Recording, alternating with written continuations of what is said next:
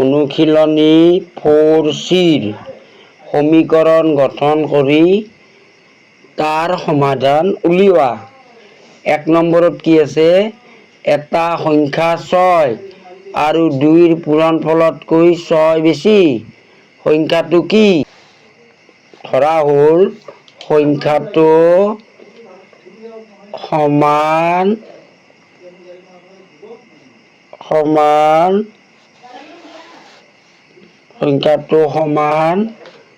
x।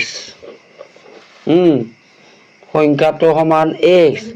এতিয়া 6 আৰু 2ৰ পূৰণফল 12। এই 12 সংখ্যাটোতকৈ আমাৰ যিটো সংখ্যা উলিয়াব লাগে তাত 6 বেছি আছে। এতেকে প্ৰশ্নমতে কি হ'ব?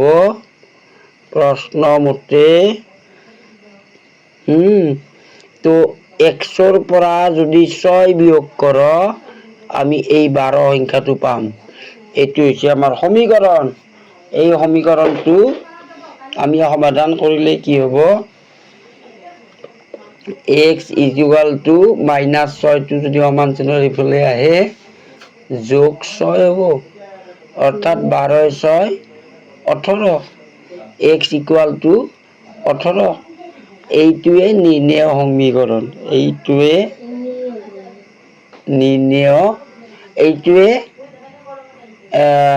আমাক লগা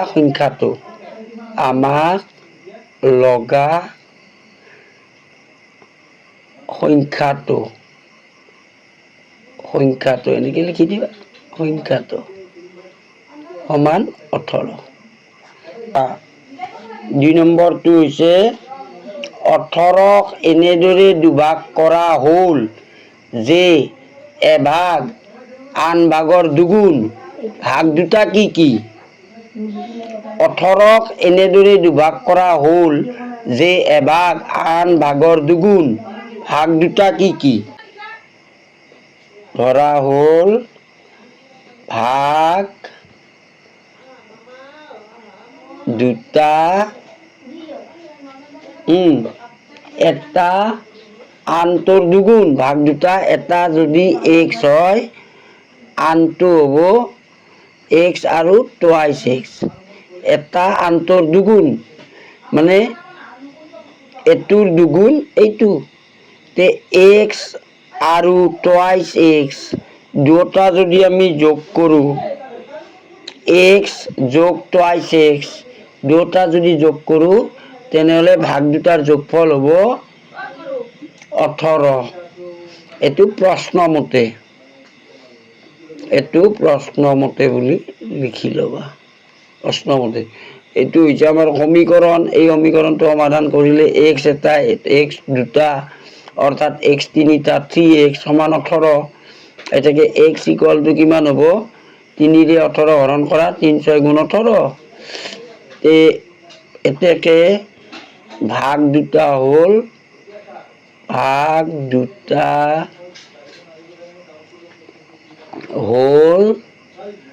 6 এটা আৰু 6 দুগুণ 12 এটা। এই দুটা যদি আমি যোগ কৰোঁ যোগফলটো 18 হ'ব। যোগফলটো আমাৰ এইয়া 18 হ'ল। যোগফলটো 18 হ'ল। নিৰ্ণয় ভাগ দুটা হ'ল এই দুটা। নিৰ্ণয় সংখ্যা দুটা এই দুটা 6 আৰু 12। এইটোৱে।